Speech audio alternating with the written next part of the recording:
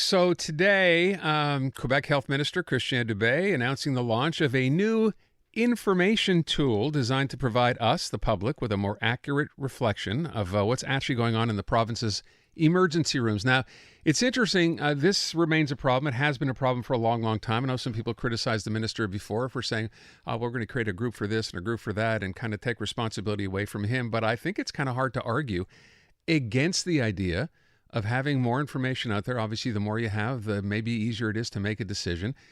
The site's only been up a day. I was just on it a minute ago, and it looks like it's working. I mean, not that you can tell. It is. It's pretty straightforward. Yeah. It is in French only. Now, I'm going to give the little disclaimer that they say this is just a working model right now, that they're making improvements to it. So hopefully one of those improvements will be... Yeah, no, I don't think that will be. Although, when you first get on the site, there is English there, but then as you go down to the bottom where it breaks down each individual hospital, no, that's only available in French. You can't do the old translate to English deal on your browser. It won't.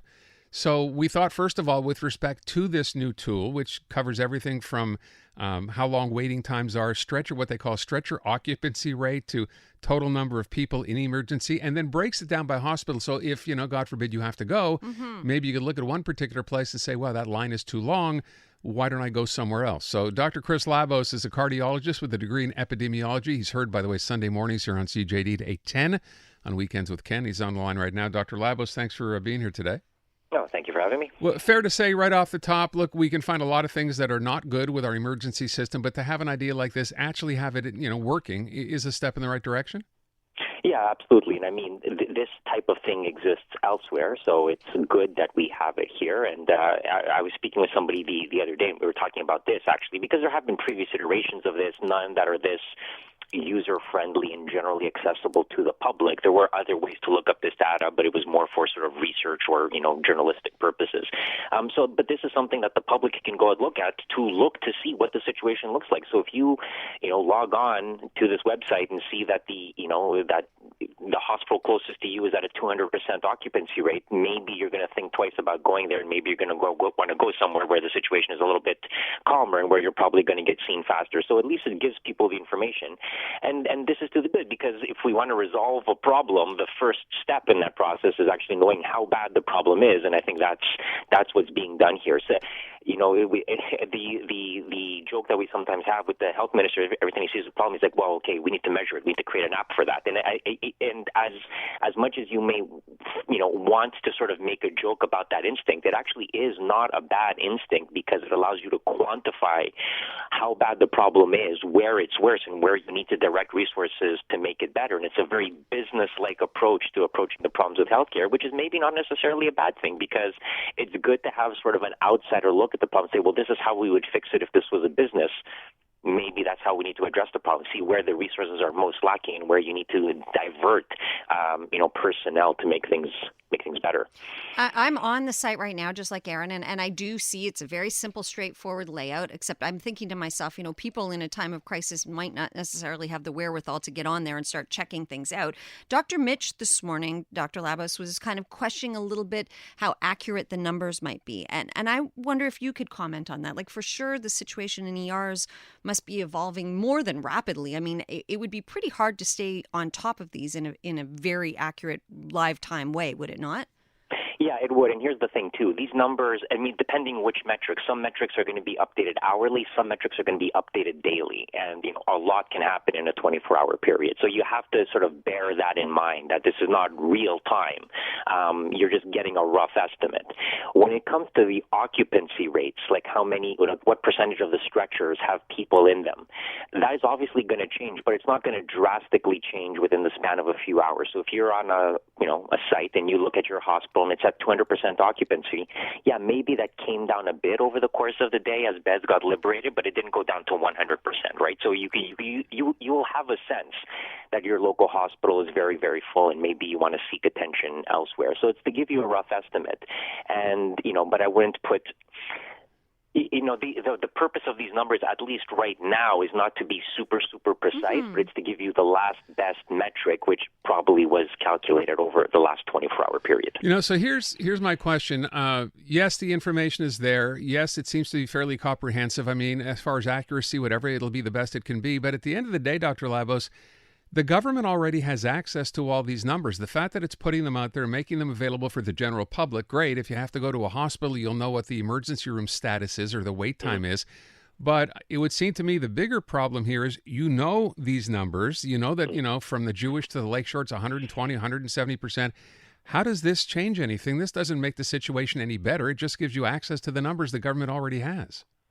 Right, and you're right. This is not going to change anything. But the first step in a problem is identifying the problem. And part of the issue that we've had is that yes, we had access to this data, but it wasn't easily accessible. You couldn't really analyze it. It was hard to sort of see what the issue was. And so part of the thing that we have to do is we have to stop speaking theoretically of the problems with healthcare and actually start measuring them in objective ways. And one of the ways to do that is with this. Now, the goal, as I understand it, of this website is also to expand stuff because there are metrics there that are maybe more relevant to people that are not available. Like, how long do you have to wait once you check in to see a doctor? That statistic is not on there yet. That's probably more relevant to people when they want to know how long the wait time is. Because the amount of time that you have to spend on a stretcher, yes, that's relevant, but it's, that's often spent waiting for tests to be done, which is still an issue, but it's maybe not the question that most people care about, which is how long do I have to wait to actually see somebody to find out what the plan is going to be if I'm feeling unwell right now. So there's definitely improvements that can be made, and my hope is that once they establish the backbone of this website, they can start adding on features that will make it more and more useful for people so that they can actually navigate the healthcare system. And my hope is that eventually they'll also have issues with, or they'll have a way for you to access, the walk-in clinics, because a lot of people don't necessarily need to go to the emergency room. They could be seen the following day at a walk-in clinic. It's just that we haven't been able to integrate those two things in a straightforward fashion. You can log on and make an appointment to the various walk-in clinics. It's just that it's a different thing right now. So the more that we can consolidate everything and make everything a one-stop shop, the easier we will make it for people. It's just that building something complicated like that technologically takes time, and you sort of have to build the backbone and then expand on it slowly. So my hope is that's where this is ultimately going to be going. Yeah, and to be fair, that's what the minister seems to be indicating, right? That as they build this thing out, you mentioned, for example, wait times to get a doctor, that will be incorporated into the site. So there's room here to add a lot more.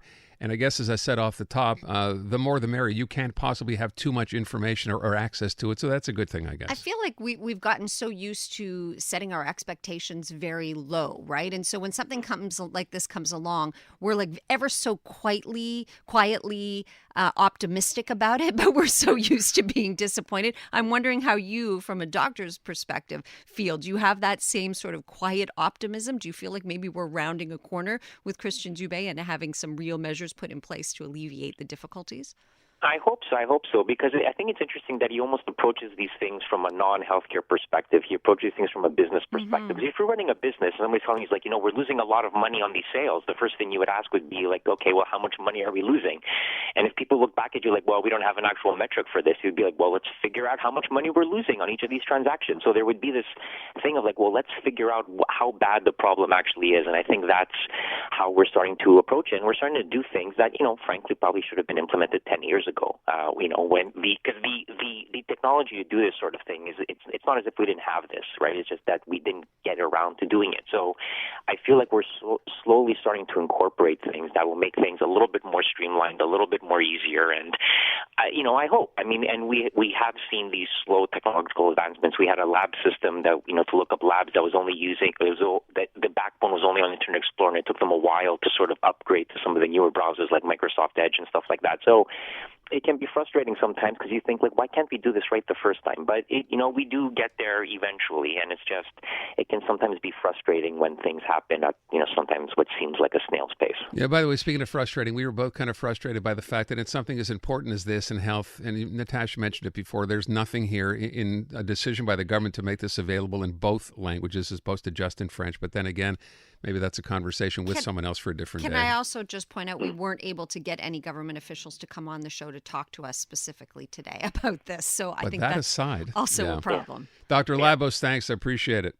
My pleasure. You take care. Dr. Chris Labos, cardiologist, who joins us from time to time here on the show. The site, by the way, if you want to check it out, and yes, it's up, it's running, and someone said they should break it down by city. It's broken down by region, so you can just see Montreal. There are 21 different hospitals or healthcare facilities on the site right now. everything from number of people, waiting in emergency to how long that wait is going to be, average time to see a doctor. These things are coming. The site itself is quebec.ca/situation or situation, and then the word urgence, plural. So URGENCES, you can get it all there. 2 top hospitals on the list, by the way. Let me guess. Lakeshore General? No. Not on the list? In terms Hang of on. what? I'm going from capacity, where they're okay. at right now. Taux d'occupation, so how many people are there right now? The Jewish General is at 215% capacity right now. The Royal Vic is at 206. Now, I don't have Lakeshore, so I'm scrolling down. Here's the Douglas. Yeah, Lakeshore is 5th or 6th on the list, 171%. Yeah, but I'm sure when you look at emergency room overcrowding, because that's, I think, one of the features built in here, it's probably at the top, but it usually always is. But you can check it out on your own. Again, it's a resource. It's up. It's running. Quebec.ca, situation urgence, plural, urgences.